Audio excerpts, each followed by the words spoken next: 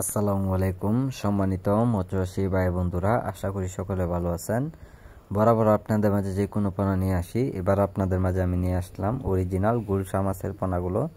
যে মাছগুলো দেখানো হচ্ছে এগুলো মাছের পোনা আপনারা যদি পুকুরে যদি চাষ করেন সর্বোচ্চ আপনারা বাজার যাতায়াত করতে পারবেন, 4 থেকে 5 মাসে বিক্রয় করতে পারবেন। তো সম্মানিত ব্যাস, এইগুলো মাছের পোনা যারা পুকুরে যারা চাষ করবেন তো অবশ্যই আপনারা চাষ করে নিতে পারেন। এইগুলো মাছের পোনা যে কোনো মাছের সাথে চাষ করা যায়।